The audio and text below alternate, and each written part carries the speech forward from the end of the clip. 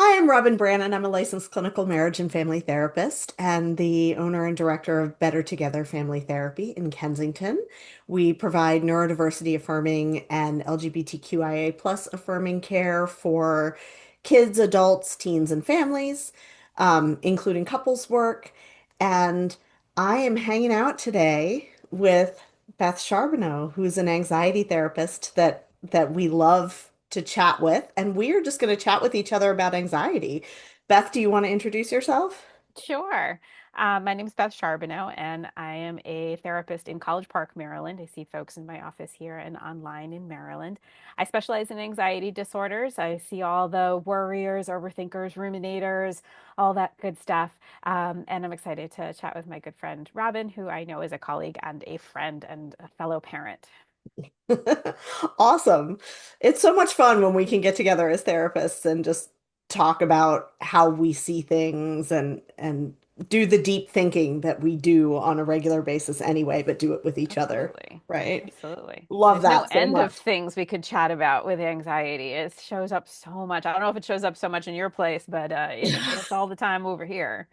By my place, do you mean my house or Well, maybe that too, but I the meant your workplace practice. too? Yeah, Yeah. it shows up in both places, right? So, I think one of the things that we have in common when we think about anxiety is that we're thinking about the bodily pieces of how anxiety shows up, not just kind of the mental pieces. We often diagnose anxiety disorders based on someone's thinking patterns, right? Right. If we're seeing the worry come up regularly, that makes it really interesting to diagnose in young kids where they don't monitor their own thinking in quite the same way. Hmm. But we're often diagnosing based on thinking patterns, but anxiety is really happening in the body, not Yeah, it's just happening in the whole in life. the It's mind. happening Well, in the yeah, body, the absolutely. mind, the nervous system, the relationships that we have. Yeah, it's a whole life thing. Absolutely. Well, I know you do some cool things with that. Can you talk a little bit about like how Sure. different modalities come in when you're working with anxious adults? Sure. Because anxiety is kind of this whole life process, I feel like it's really important to get a whole life approach to it. So, again, yes, we want to work with the thoughts and the worries in the mind, but we don't stop there. And oftentimes, I find that it's a much more effective way in through the body because the mind is so busy being anxious. It's kind of preoccupied with its anxiety, and the parts that we want that are like the most nuanced thinking, they're kind of offline. They're not so much present when somebody's knee deep in their anxiety. So sometimes kind of coming up through the body can be a really helpful way to get a foothold in walking back that anxiety that's crept up on it. So I do a lot of work around kind of mindfulness and emotional self regulation that happens through the body, whether it's using the breath, whether it's using specific skills in terms of like finding relaxation in the body, being able to tune in and being aware about what's happening in the body and getting the accurate information that we need to say, okay, well, here's a place to really start looking at and focusing on. Um, so I find that that's actually a much more kind of useful way in instead of just trying to go straight to the thinking part. Does that show up for you as well? Definitely. I think, thinking patterns are really well rehearsed. Yeah. We tend to think in the same loops over and over and over again, especially when we're anxious. And so, when you engage just verbally and there isn't a body-based piece there, you get that loop. And sometimes that's really helpful because it gives you an opportunity to disrupt that loop, to change that loop, to reshape it a little bit.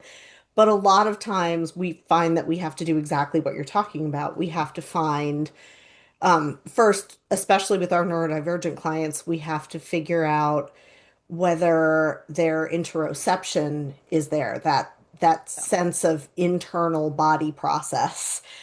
Some of us feel what's happening inside of our body a lot more acutely than others.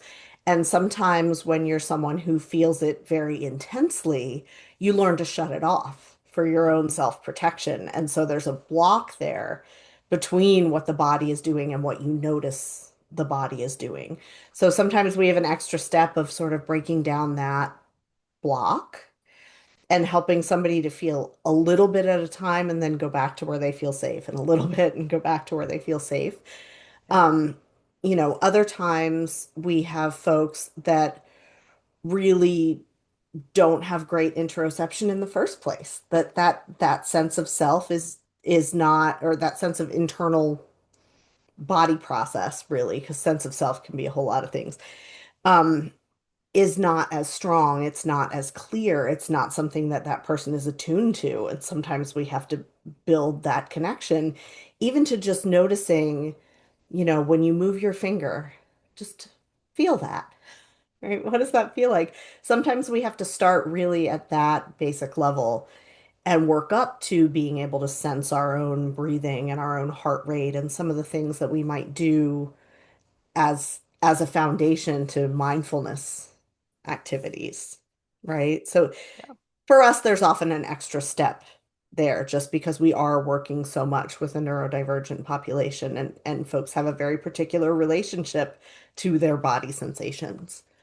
Absolutely. Absolutely. Yeah, that's an interesting step there to take with it. Even within kind of the continuum of people and their abilities to be able to feel into their bodies, right? You Right. know, yeah, there's a lot of people Yeah. that I see that are just kind of like very much living from here up. You know, they know what's going on in their thoughts really easily, but they might not be at all in touch with what's happening in their body. So yeah, there's a real continuum. And Yeah, but the great thing absolutely. is, you know, you're pointing out that no matter where you are in the continuum, there is a place for us to kind of start with this and kind of help people kind of come Yes. into their full experience about what's going on in their body, in their nervous system, in their mind altogether. Exactly. Yeah. Yeah. There's always a way in. Yeah. There's Yeah. always a way in, and we all could use more practice on upregulating and downregulating when we need to, meaning For sure. activating our attention when we need to, and activating our self-soothing, our calming, our relaxation when we need to. Everybody can do that. Not even not Exactly. just folks with anxiety issues, but like we can all use that. And you know, I know you work with a lot of families, and that's like such an important thing about parenting and family life, like being able to model that and teach that to kids, you know. So that's a Yes. great thing for everybody to be working on.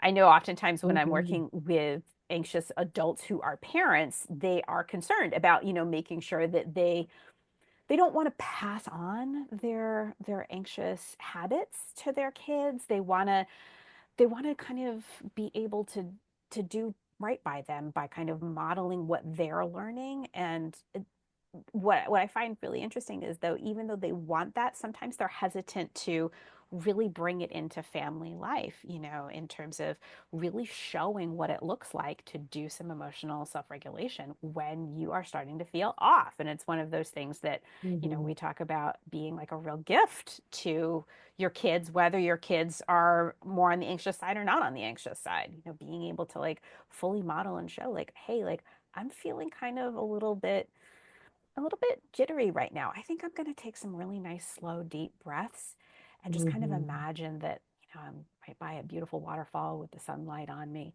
and modeling that like out loud for children. And sometimes it can be a little self-conscious for people to get going with it, but oftentimes I hear that when they do that, it really is something that's kind of fun and enjoyable as a Yeah, family connector. absolutely.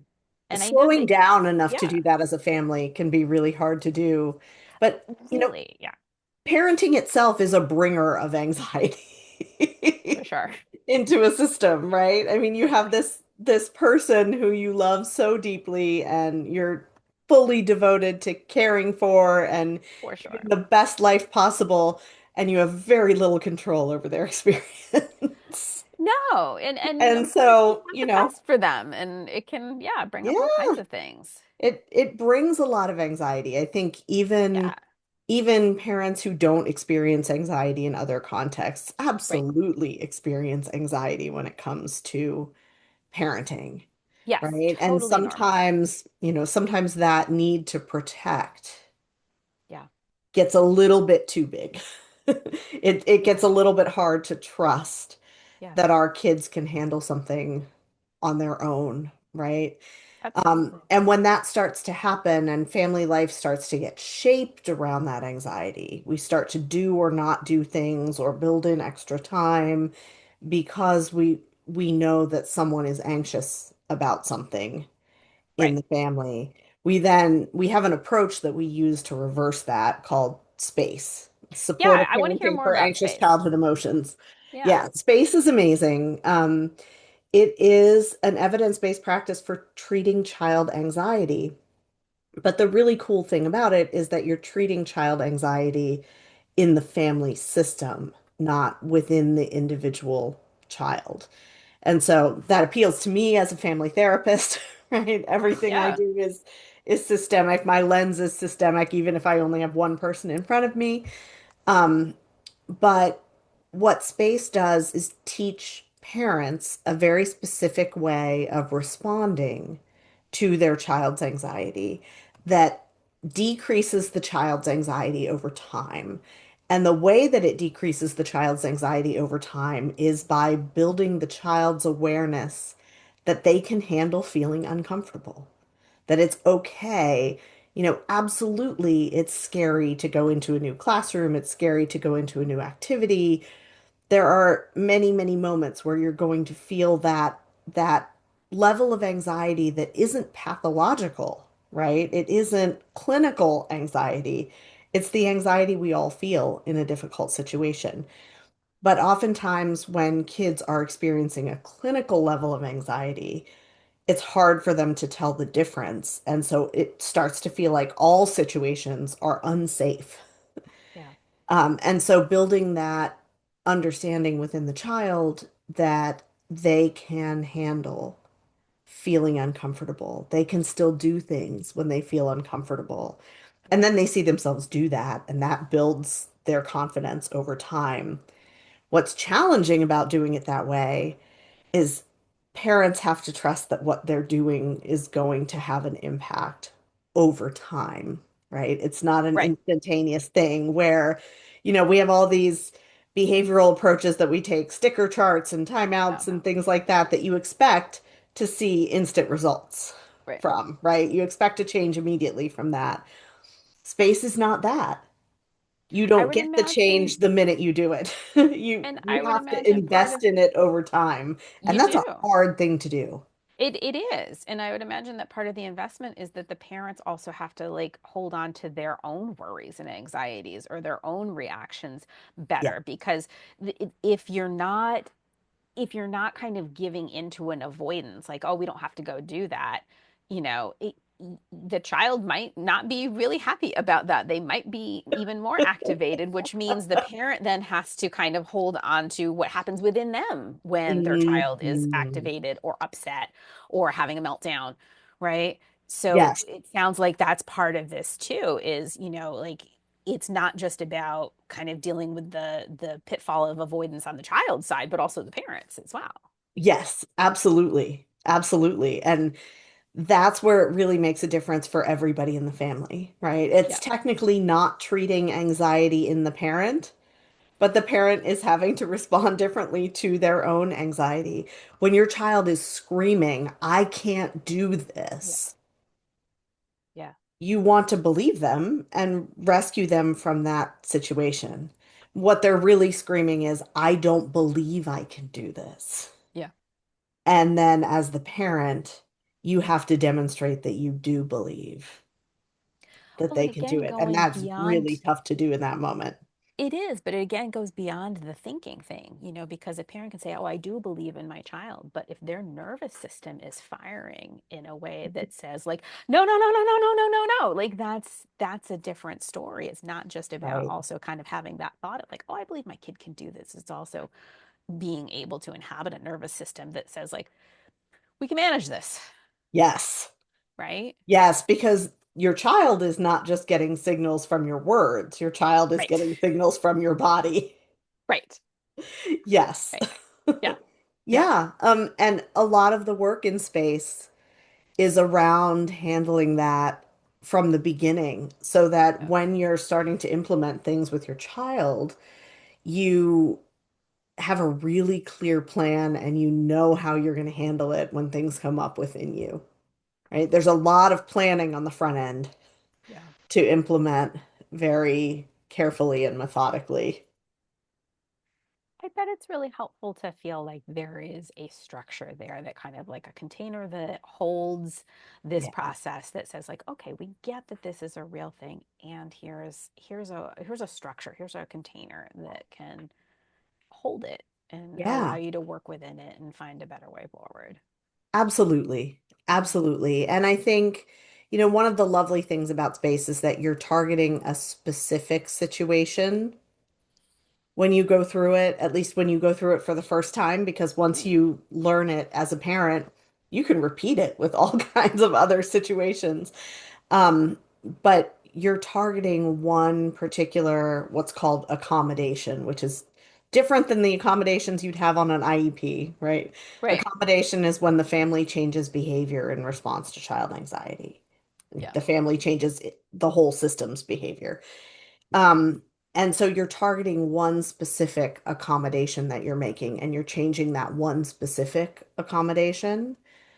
And then if you want to change something else, you can go after that something else with the same tools. But it gives you something very clear that you're working to change. And part of working to change one specific thing is accepting that the other things are not going to change in that moment, right? It's Absolutely. like for Yeah. right now, this is our target, Yeah. and we're going to let go Mhm. of all the other pieces. We're not going to try to fix everything at once. Because that never works. Like It the doesn't approach the it approach is doesn't kind of work, but like as let's do. parents, I know. right? Even as therapist parents, we try it anyway.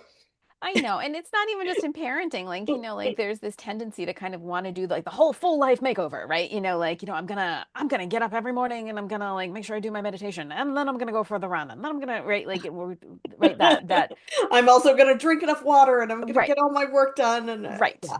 Yeah, I'm not gonna put all of those things in my little planner and I'm right. And so there is that temptation of wanting to do like I'm gonna have the transformation complete experience. Yeah, But what definitely. I'm sure you're noticing, and why you kind of do a targeted one thing at a time approach is that when we try to do this like full life approach, it always fails. And then we're back feeling like we're frustrated, nothing ever changes, right? And it's just too much for a system to handle. Yeah, absolutely. And I think as parents, we're always observing many different things that we want to shape in our kids, right? Oh, I'm Endlessly. going to make sure they do their homework and they Right. clean their room and they, Right. all the things.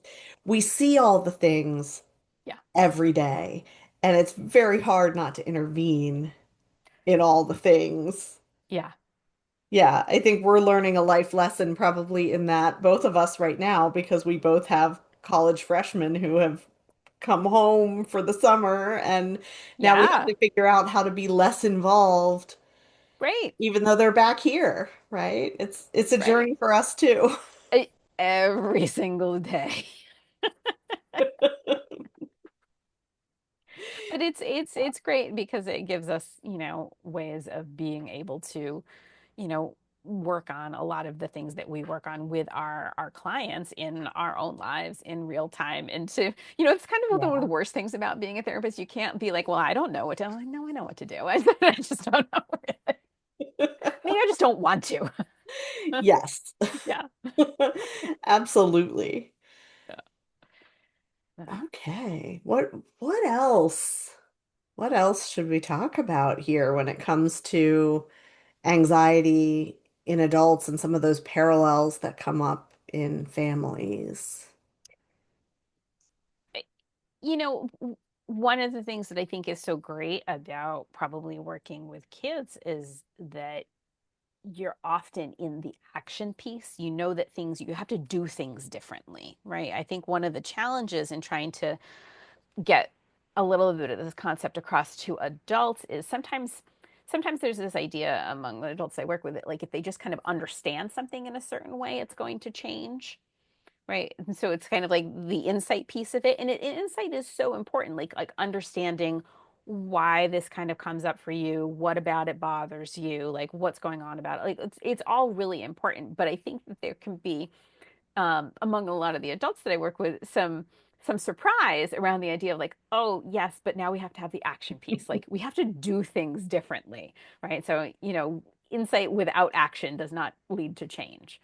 And so I Right. imagine that kind of like working with kids, there's often like an explicit understanding that there's an action piece to this, that we have to do things differently. But we also have to have the insight piece because we can't just do things randomly differently and not know why this worked or didn't work, right? So I wonder if it's Yes. kind of like maybe a little bit flipped and reversed on your end of it, where there's more of a ready-made action kind of orientation with the kiddos. That's an interesting question. I think we do a lot more experientially in the moment with Yeah, kids. Sometimes with adults, it's tempting to talk about what we're going to do and not do what we're going to do, not do right, the sort of behavioral rehearsal piece right. in the moment. Um, and so with kids, we definitely are more action oriented in the room, but a lot of child therapy happens without parent involvement. Mm, And I agree 100% with what you're saying that the action has to happen.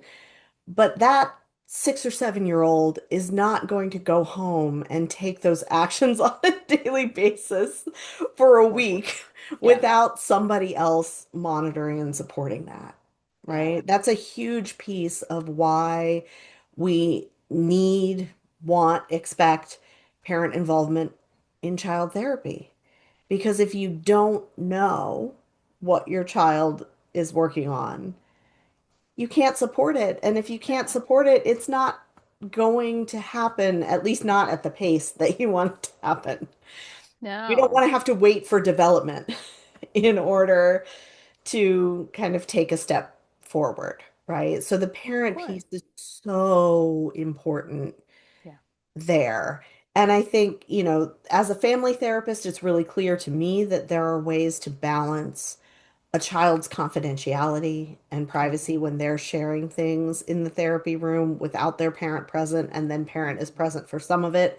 There are ways to balance that collaboration with the family and the child's privacy and confidentiality. I think for a lot of therapists who are trained only in an individual model, those things feel mutually exclusive. It feels Hmm. impossible to maintain a child client's confidentiality and really truly loop the parent in. And I just don't think that's true. I think we're asking constantly for informed consent from a child to share things with a parent. Hmm. We're sharing things with a parent transparently in front of child so that it's very clear what's being shared and what's not being shared. But those conversations are so essential. And at the end of the day, every child client I've ever met wants to be better understood by parent, Of right? course. Every Of that is a course. goal in every single child therapy case. You Yeah. want that relationship to be more solid than it was coming in the door, and you don't get the relational benefit when you just work one-on-one with the child and say, okay, this is confidential, parent, Yeah. stay out there. Yeah. No, for sure. And there's a reason why people are showing up in our offices too. They obviously want something to be different, Yeah. right? We're fun people to hang out with, but they're not coming to just hang out with us. They're coming because they've recognized that like something isn't working well in their life or in their family, and they really do want it to be different, which means that they're going to have to kind of like do some of these things, whether it's kind of be patient and put in the time and the effort and the investment of the work, or kind of like build those relationships and trust, or practice Yeah. the skills and take action when they need to, right? So there's a reason they're there. Yeah, absolutely. And then I think there's also an additional piece there when it comes to neurodivergence. Right. We often, we think of neurodiversity affirming therapy as just being affirming of the person in the room, but it is not just that. It's full acknowledgement of the needs of that person and the other members of the family Yeah. in the conversation. And part of acknowledging those needs is doing enough planning for the action steps that Mhm. happen in between sessions.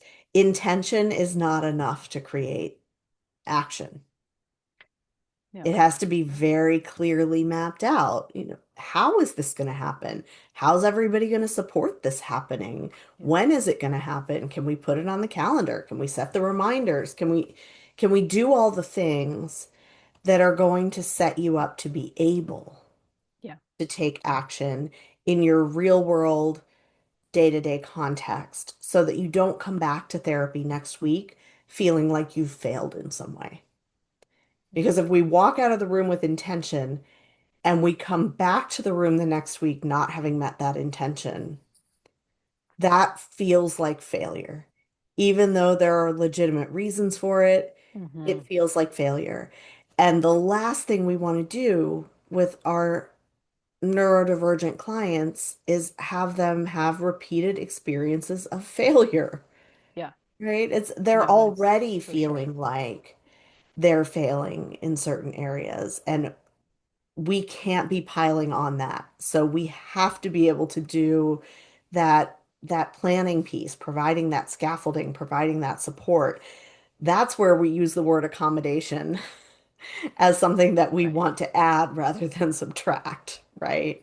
Right. We Yeah. are accommodating the particular neurotypes we have in the room Yeah. to see how something gets done between these particular people, not just, how something gets done theoretically by the textbook. Yeah. It's looking at that bigger picture. Yeah, Whereas, definitely. and it's keeping in mind like what the downstream effects are. Like you were saying, kind of like this idea of like you don't want that experience of these repeated kind of failure experiences because that's already something that's kind of often happening in this person's life already, Yeah. which is sometimes a little different than from an adult individual point of view, where I'm maybe not working with that point of view as much, where sometimes the failure is instructive if it doesn't happen, if we have a plan and a client does follow through with something, sometimes the failure of that is just as instructive as the success of it, um, and can sometimes also provide kind of like an interesting way of kind of saying, well, what is that like, right, for you. So but it just Hmm. depends on kind of like where the needs are of that particular client or family and what inner resources they have, what their external resourcing looks like. So it's not one size fits all. It's Yes. being able to meet the need of whichever client is or family is with you. Yeah. Um, and that all of them are going to require different levels of support or accommodation or consideration or all of those things. Yeah. I wonder if kind of the general public that doesn't participate in therapy on a regular basis understands how much sort of adaptation is done there on the part of the therapist, right? Like you're Mm, you're not coming in the door. This is a two-way relationship. You're not coming in the door and getting, well, here's the first session worksheet and here's the right, second session worksheet. It's a right. very, very tailored approach. Absolutely. Um, yeah, and that also means that if something's not working, if it's not moving forward in the way that that client wants it to move forward, then, it may not be the right fit relationship. And so Could be. sometimes I think when clients have a lot of anxiety and they come in the door, that one of the biggest fears is this won't help me. Mm, And then I have to cross therapy off the list of things that could help me. yeah. And it's very scary, even though we try so hard not to be scary people. It's very scary to say to your therapist, this isn't working for me, Yeah. Yeah, right? that And is. and I just want to validate for people that that conversation is so important. Like Absolutely. sometimes that is the clinical success that we have with a client, that that client was brave enough to say, this isn't the right approach for me. Right, right. And the thing is, we're not mind readers. So we Right. can we can pick up on a lot of things, but we're not mind readers. And so if we don't get that information and that feedback, we can't help support someone, whether that's trying to, change an approach, try something new, or make a referral for someone who's a better fit based on whatever the client's needs are. But Yeah. we aren't mind readers. And so yes, it is hard to say that. It's hard for me to tell my hairdresser I want something different sometimes. Yeah, Right? absolutely. But so if somebody doesn't know that we want that feedback, we can tell them right now, yes, we want that feedback. We actually really appreciate that. And it helps us do our job better to help provide you with whatever supports that you need, Yeah, even if it's not with us. Because we that do is want the so best for you. We want your success, whether it's Mhm. with us or with somebody else. Yes, absolutely. And when it's not working, it's no fun for us either. True. Because there are people We that like to move forward in therapy too. absolutely. And there are Yeah, people that we work better with and we work less better with. Right? And which is why yeah. I think, we develop kind of the specialties that we work with, the things that we concentrate on because we know, oh, like this is what I do well. Right? This is Hmm. this is who I serve really, really well. Right? Because we Yeah, can't we can't do everything for everyone. We can't be a specialist in everything because that really definitely. just dilutes our process. Yeah. Who is that for you, Beth? When you think about the person that you serve really, really well, who is that person? So it's somebody who really wants more out of their life than their anxiety has been letting them have thus far. I love Whether that. it's they want to feel better in their body, in their mind, in their relationships, but their anxiety has been in the way for so long. And most of the time, this person is also somebody who has tried the things before. They have tried the app, they have tried the this, they have tried the that. Um, but what they really need is somebody to really get in there with them to help them move forward and do this piece of both understanding what's happening and finding action ways to move forward, and really kind of like move with them through that process. So the person that would be a good fit for me is also somebody who's willing to maybe try some new things because it's not just about, like you said, like worksheets and those kinds of things, but like, hey, could we kind of explore a little bit about like what is happening in your body? Would you be willing to try a breathing exercise? Would you be willing to try something new? I've got everything from I've done training in Phoenix Rising yoga therapy, and I'm a clinical hypnotherapist as well. So like I've got this big giant toolbox that I would love to be able to offer people. And I think people who are willing to kind of be like, ooh, let me see what's in your toolbox. I want to see all what you've got is a Yeah. good fit for me.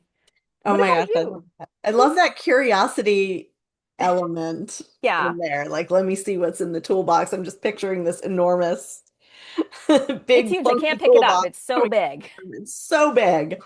It's so big. For us, because I have a group practice and there are six of us in the practice, everybody has their own Mm, um, people that they really work best with. But I think for us, families where they are struggling to figure out the cross communication between parents and kids, between parenting partners, within a couple, wherever things are breaking down between people, that is mhm. where we really do our best work. And we see a lot of that sort of breakdown happening when families have neurodivergent children in particular, because it takes a long time to figure out what's going on.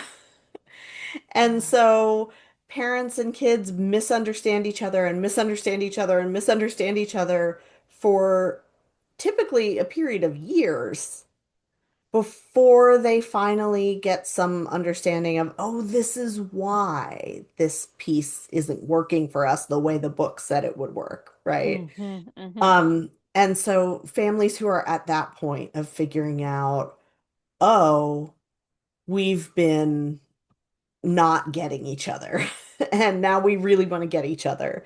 So we want a therapy practice that's going to talk to us about why this went sideways and make sure that we're rebuilding our relationship in the process, right? Because Yes. that, all of that harm that's been done to the relationship is nobody's fault. Yes. It brings a lot of guilt for parents, but it's really, truly not a parent's fault. Yes. And it needs to be healed. in the process of therapy. Yes, we can do things differently from this point forward, but also we need to give each other a little extra love to recover from what we've all been through together. Right? So Yeah. families that are really at that point, like that's our sweet spot. Yeah, and you mentioned this really important thing about sometimes it goes on for years Hmm. before, a family reaches out to get some support, get some assistance. Right. So it's, Almost always. yeah, and Right? I mean, kids are not yeah, typically diagnosed in infancy. no. So And like you were sometimes, saying, sometimes you have a parent who has their own ADHD diagnosis, their own autism diagnosis, had their own learning differences growing up, and so they're coming at it from a neurodiversity affirming lens, yeah, but coming to understand what their particular child needs and what works for their particular child is still a years long process. yeah. And like you said, like over those years where families are struggling, a lot builds, Mhm. right? So if there was somebody in a family who was watching this who has been in this like long struggle or process and it's been building for years, like what's the one thing you'd really want them to hear today? That it can be different, I Mm, think. yeah, I think that's yeah, probably universal for us as therapists, but right. just that it actually can be different, that you can have an experience in therapy that you enjoy. Yeah, Like I used to say when I was a solo practitioner, the tagline on my website was therapy should be fun. I love that. Obviously, it's not always fun, but No. therapy should be multisensory, therapy should be engaging. You should come out of a therapy session feeling like you've done something a little differently than Mm, you did it at home. And that can be such a good feeling. yeah. We have to watch out for the guilt that comes from the parent's anxiety in that moment, right? Yes. Because as soon as we do it differently, we're like, oh, there was a better way to do this. As soon as we know there was a better way, we are Mm, hard on ourselves about not having found it sooner. why It's like didn't the I know? the Why didn't I very do it next thing that different? Yeah. happened. Mm-hmm. So we have to watch out for that and put up the Yep. stop sign for that in the moment. Yep. But yeah, just knowing that it can get so much better Mm, and you're resilient and your kids are resilient, we really can bring all of the amazing strengths that everybody in the family has together and make something that works for everybody. that's really lovely. Yeah, it is really lovely. It's such a great experience to have in the room, right? Yeah. We love this work so much. Well, I hope that anybody who needs to hear that gets to hear that and get that sense of hope and be able to Yeah. envision something better for themselves in their journey. Yeah, absolutely. And I hope that the people that need your giant toolbox that doesn't even fit in the room can get the tools that they need because I do think we need a lot more practitioners that are Yeah, using all of the senses and using the body more, especially in treating anxiety. But just in building people's mental health and strengthening people's mental wellness in general. absolutely. We all need to Absolutely. get out of our heads. Yes. And without having to feel bad about what it is that we come in with, not just kind of like why didn't I do things differently, but just about kind of who we are, what we have going on for us. I think I would want anybody who's dealing with anxiety to know that there's nothing wrong with you. Like, this is just part of the human experience, and there are ways in which we can work with this to help you find more Mhm. ease, more confidence, and a better way forward. But that it's not, there's nothing broken or wrong with somebody who has some of these heightened systems going on. It makes a whole lot of sense from an evolutionary point of view, from a nervous system point of view. And the wonderful thing is sometimes when we get into like some of the things that makes anxiety such a challenge, we can figure out how we use those exact same things for good, in terms of like a lot of people with anxiety have like really amazing skills at visualizations, but they end up using that to visualize like things going wrong. But the fact that they're so good at visualizing things can then be, one of the great tools that we can use with some of the practices that we can engage in to help them find a more hopeful Yeah, way forward. 100%. So how do people find their way to your toolbox? How do Probably they through find my you? website is the easiest way to find me, www.bethcharbonneau.com. And there you can kind of find information about my specialty stuff around anxiety, but also mindfulness-based treatment approaches, including even some Buddhist psychology and clinical hypnotherapy, which can be used within any of these approaches or separate from it. So that's the best way to find me, and use a contact button, and they can reach out and ask questions. And how do people find you? Well, websites are great like that, right? Our Yes. practice name is Better Together Family Therapy, but we decided that was too long for a URL. So we are at betterfamilytherapy.com. Oh, I like And that. same, we've got a contact button, we've got an appointment request button. Just reach out. We're happy to answer questions. One of the clinicians on our team also serves as our client care coordinator, our first point of contact. So when you're talking to somebody in that initial phone call, you are talking to somebody who is also a licensed therapist, who's getting that intake information from you, and so that person can ask you some really good, really thoughtful questions about what you're looking for in a Right. therapist. Because with six of us on the team, we want you to find the right person within our team or beyond our team, right? If Right. we are not the right fit, we're going to be really clear about that too, and try to make sure that you get handed off to a provider who is. And that's also the same place to go for people who are looking for space groups too. Yeah. Yes, Okay. absolutely. I would just start with the homepage of the website.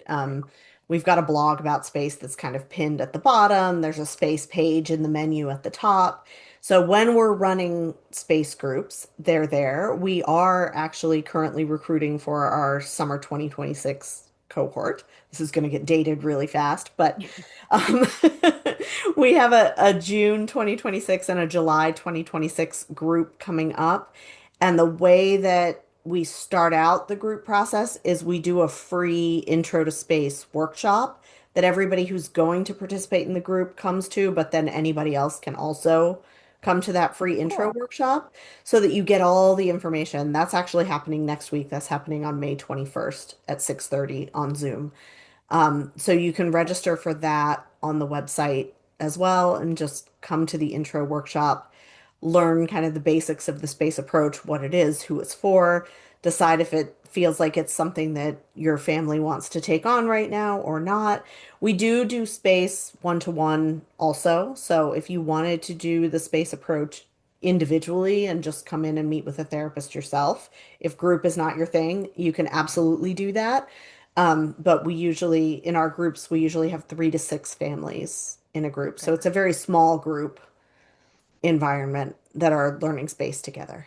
So that's what we've got going on in terms of space right now. Thanks for the reminder to bring that up. No problem. I hope people that can use that can find their way to you. Awesome. It's been so nice to chat. It's so nice to chat. All Thank you for right. spending the time with me today. Yeah, thank you. All right. So we'll sign off for now. We'll sign off for now. Bye.